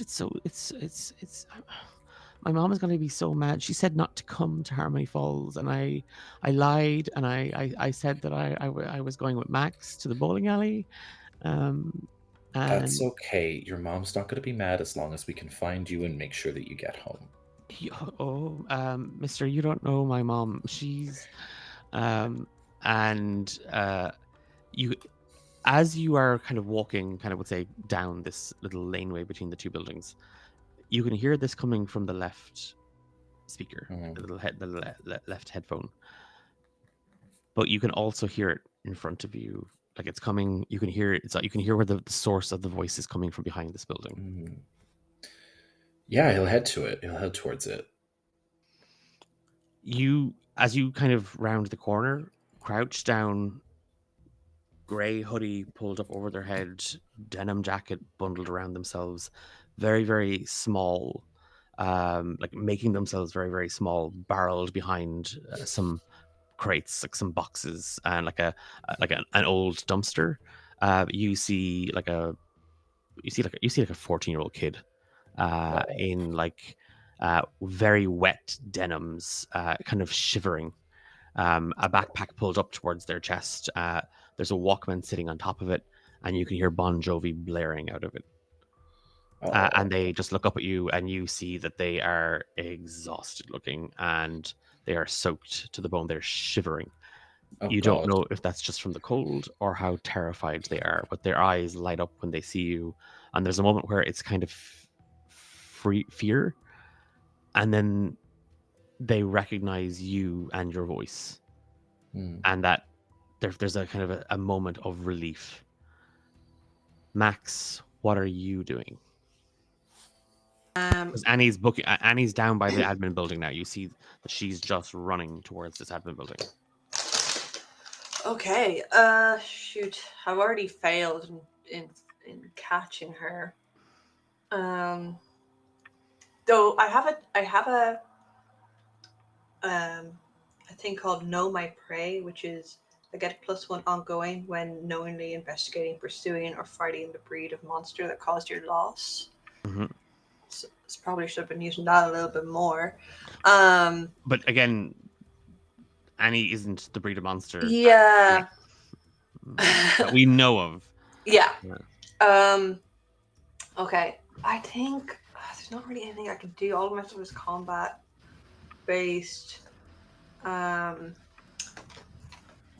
Shoot. Unless I act under pressure and just try to catch her again before she reaches the admin building. I feel like if she gets there, she's going to disappear as well. You could at least just like keep up with her and make sure that she's safe from whatever. Yeah, I'm just going to try and keep up with her and maybe in a less aggressive way, sort of like stop her. Like if she tries to start like climbing into the building, I will try to like restrain her. If that's what she's going for. I'm running towards the lake, no? Yeah, I thought you were running towards the lake. Yeah, she's running past the admin building. Oh, right. Well, then definitely I'm going to stop and try to restrain her. I'm going to try that again. Again, it's not that Annie is like, out for a jog. Like Annie is running at top speed. Like Annie is running, and all you hear the entire time, Annie, is you hear this melody, and then you hear your name being sung to you, and you know in your heart where to go, where to find this source. You know it's coming from the lake. Does the voice sound familiar? No. Yeah, I'm just... Is it male or female? It's kind of nondescript. It's just this beautifully, like it's high pitched, but like in the way that like a male voice, like what's higher than a soprano? Tenor? Oh no. Soprano's kind of the like there's a falsetto soprano. Yeah, it's that sort of like it's up there, and again it could be male or female. Like it's not a and like a couple of times it goes low and everything, but all the while it's just like you can feel it reverberating through you as much as you can feel it in your ears, and you feel the warmth of this music. You can also like you can just feel it's just sort of coursing through you, vibrating through you. And the closer you get to the source, the closer you get to the lake, the better you feel. Does it feel like I'm gonna have to go into the lake? That kind of like siren call? It's not a come into the lake, jump into the lake there. You just know it's coming from the lake, and that's where you're going towards. Can I roll to protect her again? Is that something? You can with a -1. -1. Okay. Yeah. All right, I'll do it. And it'll just be like, I don't think your book is gonna like this. Immediately snaps out of it. And that is a 9. Okay. On 9, you. Okay, so you are either you suffer some or all the harm. Yeah, you're gonna put yourself in harm's way Sure. to take it. There's a moment where Max, you she's just kind of at arm's reach. She's just in front of you. And it's like, Jesus, where did she get that strength from? Where has she got this speed from? Like, Annie seems to move like molasses. The only time she speaks with any sort of speed is when she has like some sort of bitchy little quip to come out with, like, or like she's really good at throwing eyes fast. Everything else she seems to do at kind of a glacial pace. Like, she's just apathetic about everything. In that way that like moody goth girls are sort of like, oh, whatever. Now talk about Annie. Yeah. But Wow. you watch as like she just bursts past the admin building. She clears the courtyard and she's just running towards the lake. And then you watch as she veers down the bank, and there is a small wooden little dock. And you just get flashbacks of Lake Pineview and the lake and all of what happened there. And there is just this flash in your mind. And you can even see some of the drawings. You can see some of the landscapes, the charcoals that were kind of tucked into a folder, just poking out from her bag. And you remember kind of like reaching for it and she trying to playfully kind of stop you, but all the while hoping that you would look at the work, that you would tell her how good it looks. And you just hear Emily say, Max, don't stop. It's not finished yet. And as you go to turn to look at her, you see Annie again. Just you can almost grab her, and there's somebody standing at the edge of the dock. You just see the silhouette at the end of the dock. And as you grab Annie and pull back, their hand, this figure just lurches out towards you. And you see again, it looks like someone. It looks like a woman that's been swimming. It looks like a woman that has just come out of the water. Her hair is stuck to her. It kind of hangs from her a little bit. And again, it just looks like any kind of normal person. And then as you grab Annie and you pull her out of the way and you kind of come to that stop and it all happens so quick, you see her mouth open as she lunges. And it's like someone just cut her head and slit her cheeks. And her head, the top of her head kind of falls back. And where there's teeth, there's so many teeth, but they're long and wiry.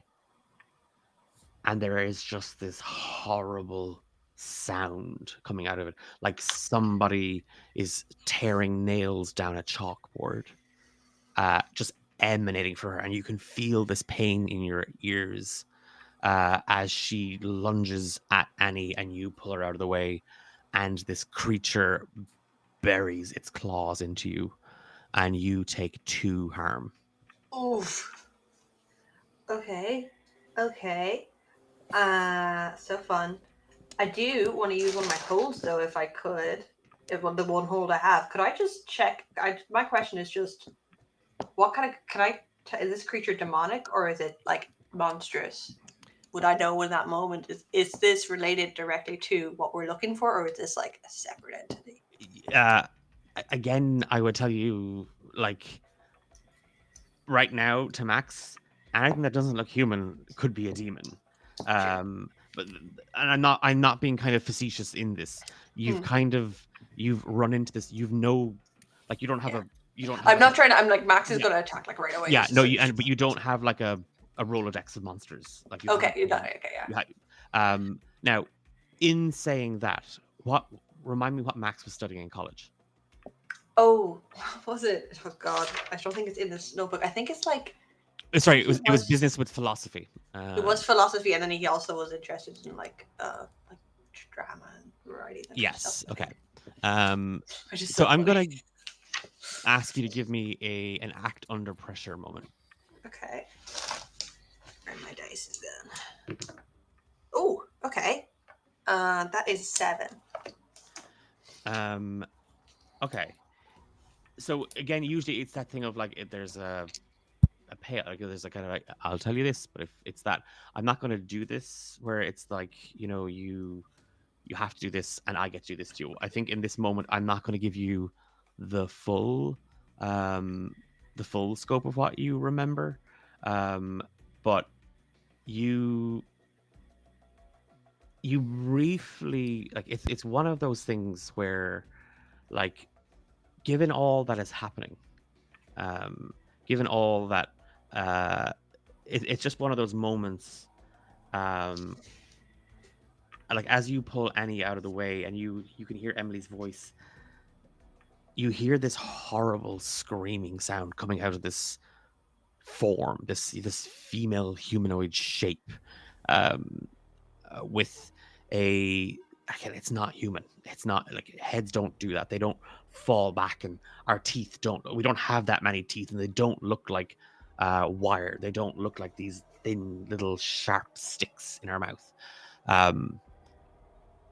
And you've no idea why, but there's an image in your mind, and there's a memory that you fall into in this split second, and you're holding up this charcoal drawing, and it's this, like, the eyes are beautiful, they're human, they're like, you're entranced by her, like, as you look at it, and kind of like the drawing kind of looks like Emily a little bit, not massively, but it's that sort of, like, the eyes are the same shape. And then you see these teeth, these terrifying teeth, and you just hear Emily say, "What do you think? You mean you really should be reading Homer's Odyssey? Like, I know, philosophy, mythology, not the same thing, Max, but I think you'd get a kick out of it. Like, doesn't she look badass? Doesn't this siren look badass?" And you, in that moment, you have that sort of vague recollection of the Greek myth, Siren, a beautiful looking woman that sang a song and lured sailors to their death. And that is what you know about this creature. That is the closest to an educated guess Max is able to make in this moment. Okay. All right, sick. Well, Your arm is bleeding, like it's just Bleeding. gushing blood. cool. Could I swing up with the other arm and attack her? Yeah. Okay. With the axe that I have? Am I still some entranced? You are still completely and totally. I'm in like- Annie. Grapple. I think the one that had armor has you is the injured one, and then the other one I'm going to use to fight with. Oh my god, that double sixes! My goodness, I don't even. Fierce. Fucking yeah. Hell yeah, hell yeah. So shit. Okay. That is what. Would that be kick some ass? So Yeah, it's kick some ass. So you can either gain advantage, which gives you +1 on your next roll, or you can give that +1 to another hunter. You could do extra damage. You could suffer 1 less damage the next time, or you can force this creature somewhere you want them. I think it might be I good to reduce harm on yourself because you just took 2. You don't want to yeah. be taking too much more right now. Not trying to, but you just took 2. If I you're did. taking, I was just looking at Yeah, but I'll. yeah. that. I just don't want my Pookies to die. Yeah, I think I probably will do that. Suffer. Was it no suffer no harm? No, 1 less harm. 1 less harm. Yeah, because Okay. we only get Oh, the yeah. advanced stuff if we. Oh yeah, sorry, I was looking at the wrong one. Yeah, so So yeah, so for one less harm, so -1 harm. That's cool. And then I inflict, what is it? The axe is like 3 damage or something. How does it work? Mhm. Cool. The Yeah. axe is so 3 harm. Yeah. It's yeah, 3 3. harm, hand messy. Yeah, that's fine. It's just the harm. The hand is just like the reach, and like Yes. the messy is just the adjective that kind of goes with the. Mhm. And again, it's that thing of like you feel the nerves alight as you swing, and like you are holding Annie kind of back with that, and then you just grabbing the axe. What the hell is this? And you just swing straight at it. Yeah. You Up catch into it its jaw. in its like you're kind of reaching kind of like to the head. It lifts its other hand up to catch, and you bury the axe into her hand, and that shrieking stops. Her head is still open, but the sound stops. And Annie, you can give me an act under pressure roll. Nice. I got 11. Hell yeah. You can't hear the music. You can hear Max screaming in rage and in pain. You see this woman creature in front of you. Max has buried his axe into her hand. You see her head and you see the teeth, and like she's just lashing out with her hand, her free hand. Can I also roll to kick some ass? Yeah. What are you attacking her with? I feel like she would probably just try and kick her in the You're just gonna kick her, like you're not to try and get her away from Max. So you just roll kick some ass, and then depending on what you roll, you get to. So I got a 4. Okay. So it means that you. What happens if you fail on kicking? You get to kick some ass. I know if there's a 7+, you and whatever you're fighting inflict harm on each other. I think she's just going to get to harm you. Probably. You again, it's that what the hell, and you just kick. It's that sort of immediate sort of reaction, and when you do, she grabs your leg, and she buries these like her nails, like, and they are long. Some are broken and jagged into your calf, and she just rips, and she starts screaming again. As she pulls back on your leg and it hits, you feel this just pain just rip through you. She holds her hand up, and the blood that she has just kind of cleaved off, like skin and everything else, she's just holding it, and she literally just shoves it into her mouth. And like you can hear her sort of sucking on the blood and the skin. Vile. The sound hasn't stopped emanating from her, even with this. Okay. Oh, wait. Hold on. I don't know. Hold on. Sorry, I was just doodling, so I totally missed that bit. But I think I can protect someone without rolling. So I can, if you got hurt, I can protect you. That hurt was only because It was Annie failed on an attack. Okay, yeah. Okay. And again, I don't know if that necessarily kind of. No, I would assume if on the 7+, we both inflict harm on each other, then anything less than that, it's back on you. Yeah. So yeah, the pair of you are staring at this siren. Can I? Wait, this isn't turn-based, right? Not really. Thanks, Dahi. Dahi said it's cool. Okay, I cut off her head. She's dead. I actually have a secret, like, massive weapon that just kills everybody in one hit. I pull my bazooka out. No, she had. I was gonna say Eilish. Annie has monster empathy, so I'm trying to work out what a supernatural creature desires, but eating you. Yeah, if I already know that, can I then use? You can manipulate. You can use the manipulate someone move on a monster as long as you're using their emotional ties. So if I know what she wants, what she most desires, which is obviously blood or like Viscera. Can I manipulate her? To do what precisely? Because it's not enough to Leave go. us alone. But you're manipulating her to. I'll let you eat me if you leave me alone. Doesn't really.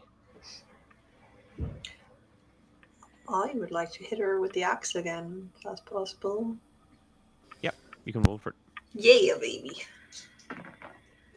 Okay, that's not as good, but still a 8. So on a 7+, you're both going to do harm to each other. Okay. So you and whatever you're fighting inflict harm on each other. The amount of harm is based on the established damages in the game. So again, you're going to take 2 damage and she'll take 3.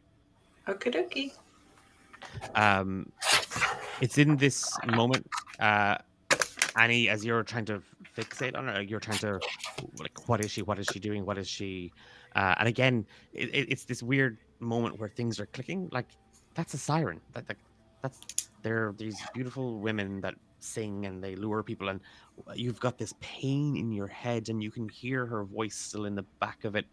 But she is a monster. She is terrifying. And your leg is killing you. And as you're trying to understand, and you see her just take, like, when I say she dropped her hand into her mouth, I mean the wrist. Like, she pulls that out. The entire time that she's making this sound, like this screaming sound, is emanating from her.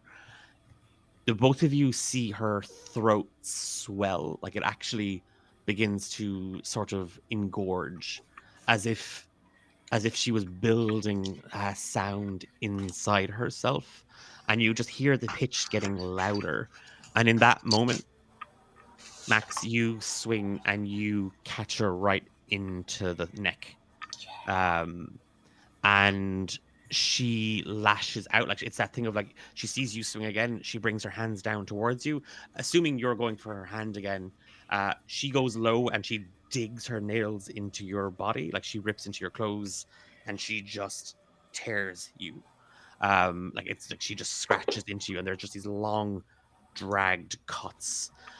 They're not perfect, they're not straight, they're jagged and they're broken. And some are superficial, some are quite deep, and your clothes stain with blood, and then you feel a thud, and there is just silence as a siren drops dead on the deck. Her body writhes and flinches. You again, Annie. There's a moment where you see it, and it looks again. You remember going on a camping trip with your grandparents, and you're like, you standing over it, and your grandfather handing you a small little wooden mallet, saying, "You gotta hit it, Annie. Like, you gotta put it out of its pain." And the body thrashes, and it stops. Holy shit. You just killed your first monster? Oh, fuck, yeah, I guess I did. Oh, you look awful. It's good. I'll just Max, put some pressure on it. You didn't.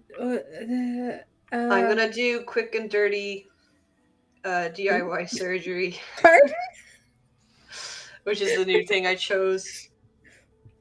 Well, can I just stabilize by 1, I think. I'm going to cut in for like a split second. Oh, yeah?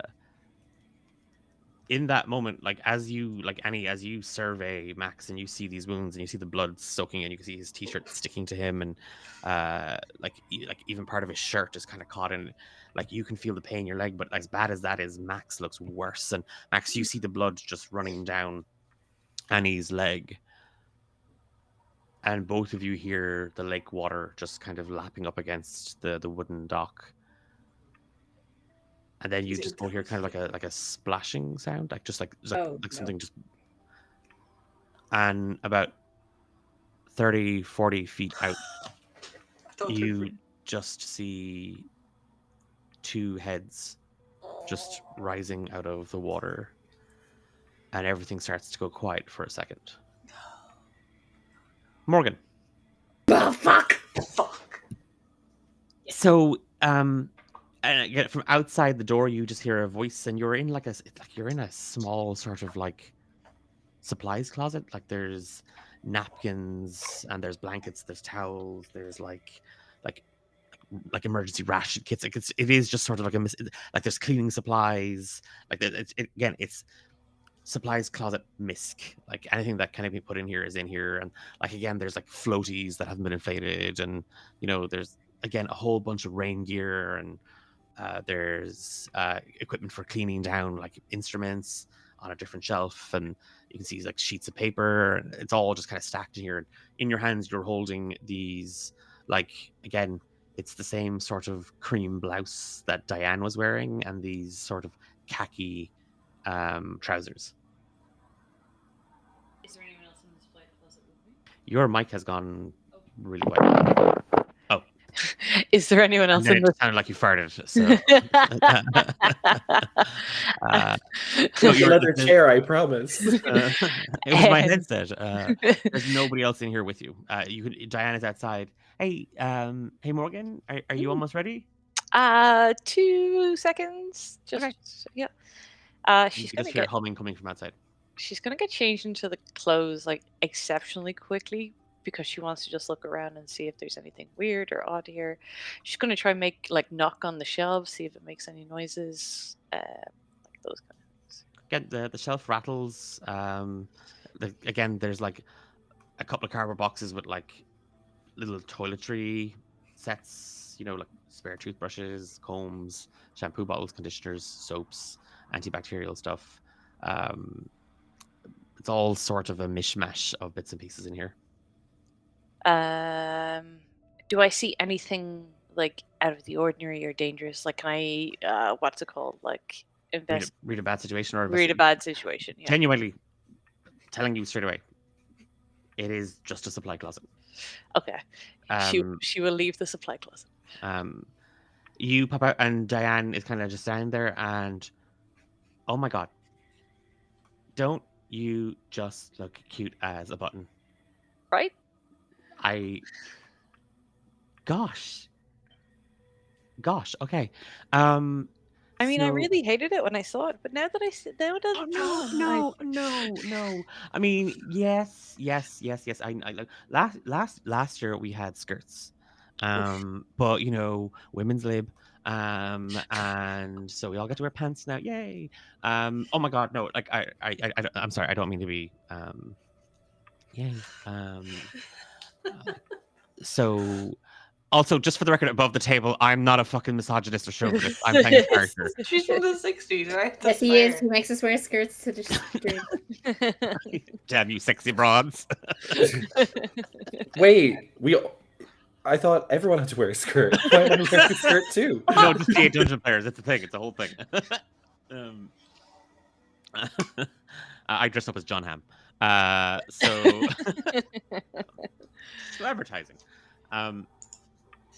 If you wear a skirt, Declan, I'll wear a skirt, and I don't know which would be more shocking. I mean,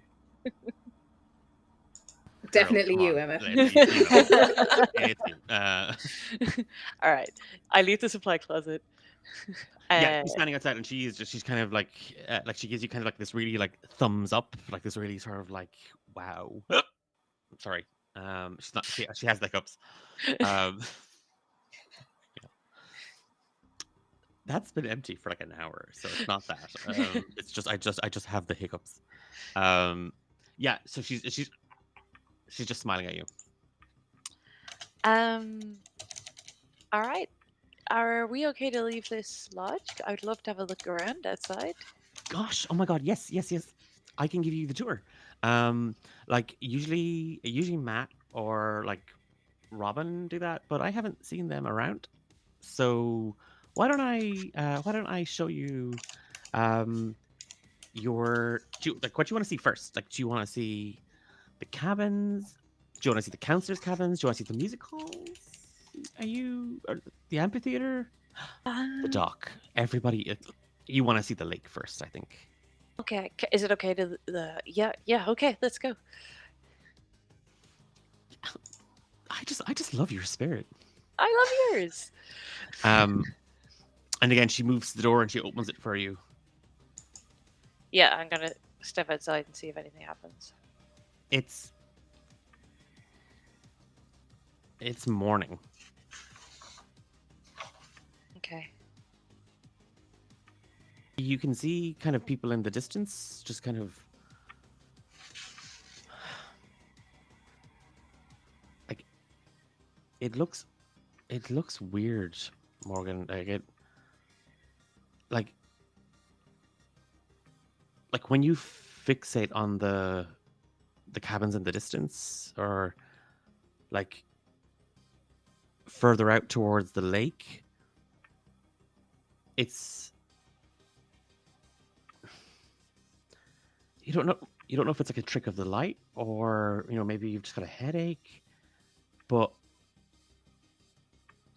it's kind of like you're looking at it through like a kaleidoscope.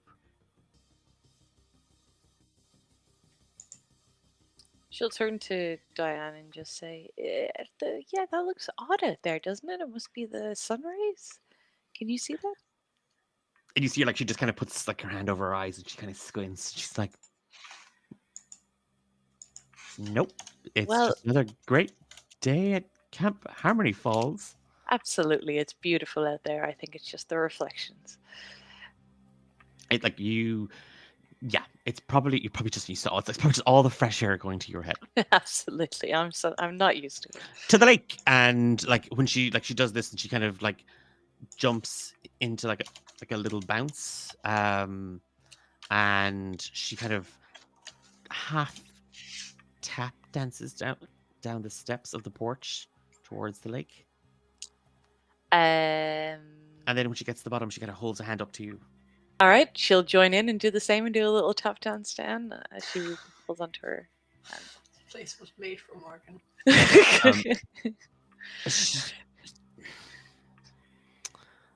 You little. And she kind of like looks at you like,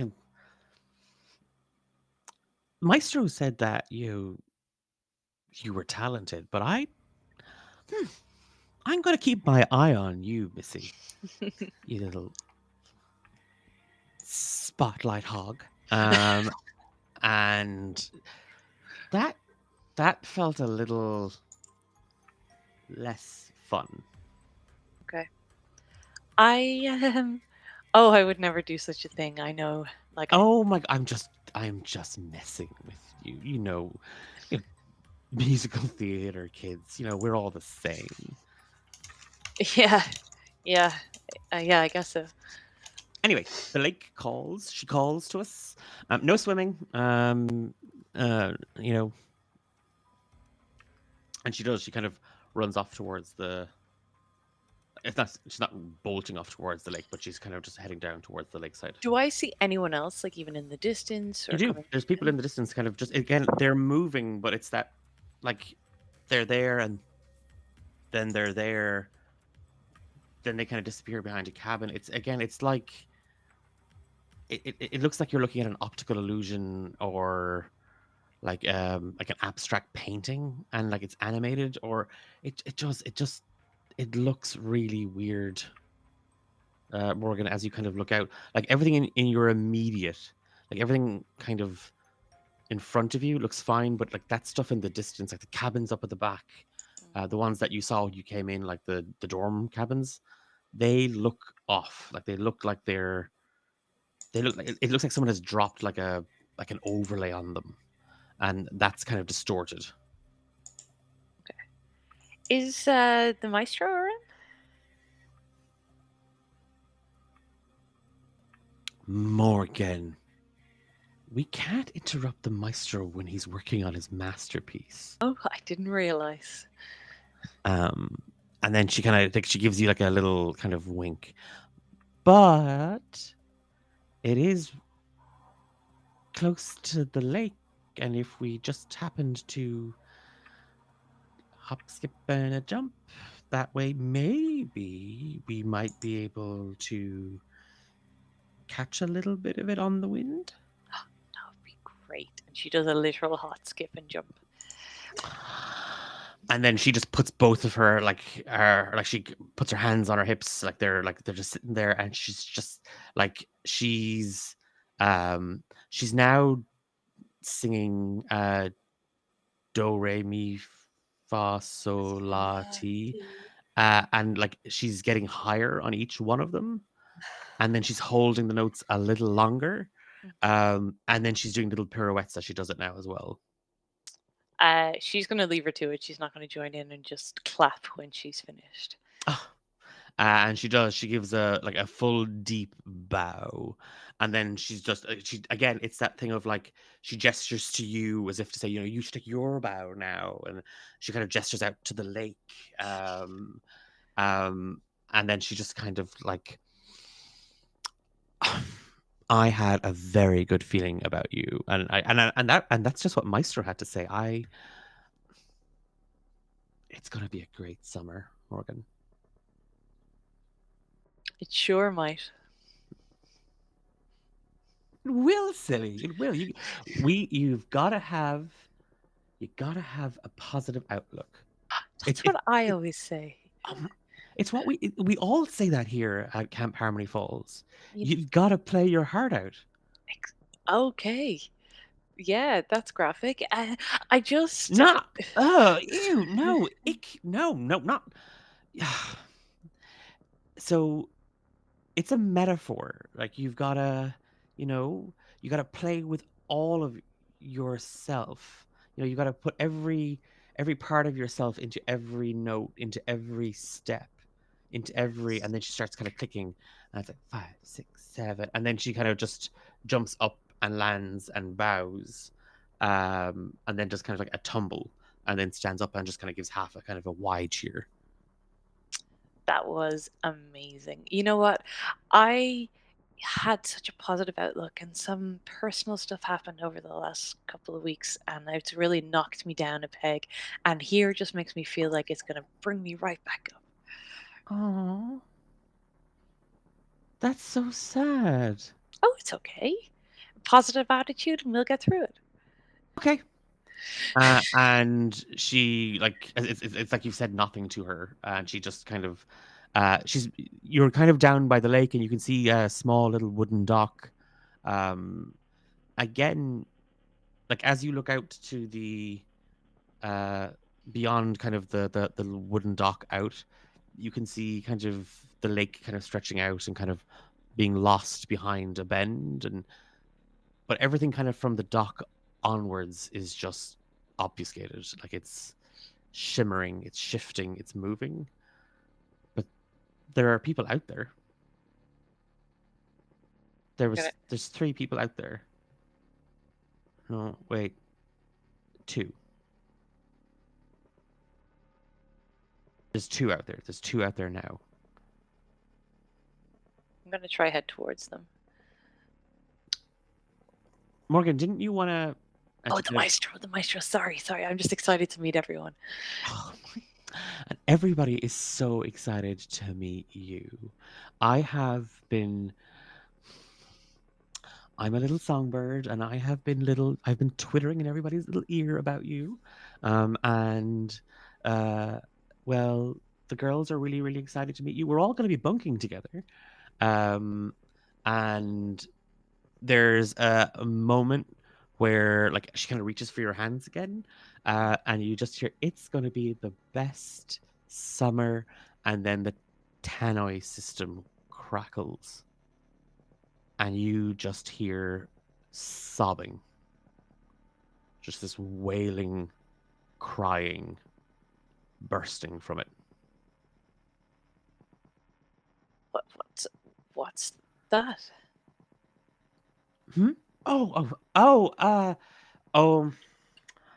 It's probably just a joke. Why don't you wait here, and I will. It's probably just the girls trying to razz you on your first day. Don't let them get to you. I will tell them to be kind and to be sweet to you, Morgan. And she just kind of takes both of your hands and she gives them a good firm squeeze. Best summer ever. Yes. And she just kind of boop on the nose, and she kind of flits past you, running back towards the admin building. You're on your own. You can see like the bank here, like the lake stretches on, and a little further in front of you, you do see there's a path that kind of traces down the side of the hill, kind of cut through the trees, and there's a lot of these little paths that are interwoven, kind of to take in the lake and the forest and the campgrounds, and you can see kind of like a little mini sort of obstacle course, and but what your eyes are drawn to is at the end of this path, there is a platform, a wooden platform with a covering on it, and there's a stage, and there's wooden arena seating in a semicircle around it. Okay, you know what? I think she'd rather try find somebody else just to check the reality of the situation. So, no, she'll go to the stage first. Is that on the way to the amphitheater? Like, Sorry, that's probably my problem. That's my fault for not explaining. That is the amphitheater. the oh yeah, stage. yeah. I would sorry. like to go there. Yeah, yeah. Okay. We find Sure, yeah. I should have just said it's the amphitheater. Instead, I went and I painted a picture that. Yeah. Sorry. You, it's the a amphitheater. half circle wooden rose. Yes, that would absolutely. Where's this amphitheater? I was promised an amphitheater. A stage with a half circle set of arena tiered seating. Well, that's not what amphitheaters look like to Morgan. That's Yeah, that, yeah, to canon. be- Yeah, canon. yeah. To be fair, she was expecting them to be built into a mountain, like in Roman times or whatever. He was actually expecting a circus tent. Yeah. A right. Roman circus tent. I will go to the amphitheater. That's in the opposite direction. That was just a stage set around some semicircle. You start you were continuing on, kind of towards it. Again, the ground is soft under your feet. Yeah. And like when Diane just kind of vanished, like kind of back towards the admin building, kind of it got quiet. Like it got very sort of low. And you could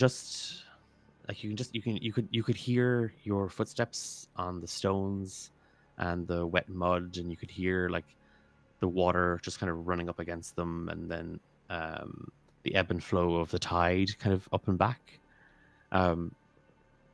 And as you get closer to the stage, you can just hear this faint, low guitar sound, just being. It's not a particular melody. It's just like someone just seems to be just playing chords, just strumming on a guitar. In the amphitheater? Yeah, it's coming from that direction. Okay. Yeah, I'll head towards it, see if I can find the source. As you kind of press on, there's a moment where like you take a step, the stone's under your feet, the guitar stops, and you get a better sense of this stage, and you can kind of see it's in the middle of being set up. There's like some ramshackle scaffolding kind of around, just like, and there's a banner, and that tiered seating, like there's a back to it, and you can just see sort of, it looks like a wave, like there's this wooden sort of carving, and it's a wave, but like on the wave there are all these musical notes, and you just see Camp Harmony Falls play Your Heart Out. And as you kind of trace the wave kind of and that semicircle of seating, your eyes kind of end up falling onto the stage, and set there on a small wooden stool, you can see someone just playing guitar, or like holding the guitar at the moment. Hello?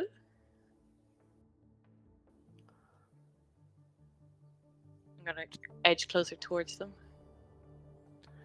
You move, and again, you're not kind of up at the amphitheater at the stage, you're kind of just getting closer to it. You don't hear anything.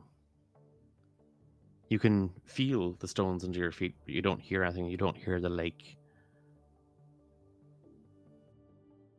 And as you call out, the figure kind of turns to you and set on this small kind of black and white paint speckled stool. You see Mike D'Angelo. Floppy hair, kind of slicked back to one side, wearing a polo shirt, cream in color with Harmony Falls embroidered on it, in khaki trousers, and he just turns to you and he starts to play the guitar, and you hear la la la la la la la, and the whole stage shifts, and you're standing there in the pitch dark, and it's cold, and you can hear a scream coming from across the lake, and there is a shadow standing on the stage looking at you. My little songbird, sing for me. And we'll leave the episode there. I don't know what's worse. The slips being like people whose faces are slipping off, or a creepy guy saying "my little songbird." That's terrifying. Oh, that's so Oh, spooky. That's so God. spooky. Oh. I do enjoy that we all immediately got separated. Let's not separate. Let's get separated. Separate. To be fair, that's like the game. You know, that's how this game Yeah. goes. Is yeah. the little songbird a reference to Hadestown? It is. It's a little reference to Hadestown. We all love a little music theater, don't we? Love me So from we Hades. here. That this was running up that hill, or in this case, running down that hill. Well, we would up it and then we Down, went down running. in our Monster of the Week campaign, Marked for Midnight. I'm Declan, and I have been your archivist. I have been joined this evening by Emma, Eilish, Dahi, and Kiva. We'll be back in 2 weeks' time for the next episode. I'm not going to name them now because I changed the names of these episodes on a whim. So I can say, and the next episode is this, and then no, it's not. It's this other episode. It's got to be a Bon Jovi song. It's not going to be a Bon Jovi song. It's all set around Kate Bush. I've already established that. I just got put on the spot, and then I got further put on the spot by the same person. That person was you. Shut up. You Pointing in the mirror. Get out. I was get out. Get out. We are back in 2 weeks' time, but there is plenty of other D8 Dungeon out there to watch and to listen to. A brand new episode of Romance in the Dungeon just dropped on Friday. It is the last episode before we go into some Romancing the Dungeon specials, and I'm really, really excited for Echoes of the Grove to come out next week. That is featuring folks like Tall Nerd Apollo, the dreaded DM, Dylan from Hearthfire Tales, and Nuno. Just absolutely smashing it out of the park with So excited. Echoes of the Grove. It is Gorge. so much fun. All of Bark for Midnight, as well as any of our other streams, are available over on our YouTube channel. You can check us out on social media at D8 Dungeon. You can join our Discord. It's where some of the best people are. We hopefully have stayed in chat. Maybe I'm conscious enough to have stayed in chat for the rest of the game. And if that's the case, hi, future Declan, who's President Declan now. What's And the new episode called? I don't. I will put that in the comments. So fuck you. And with that, get out. Get out. We're out. Goodbye. Bye. Bye. I'm gonna kill Ash.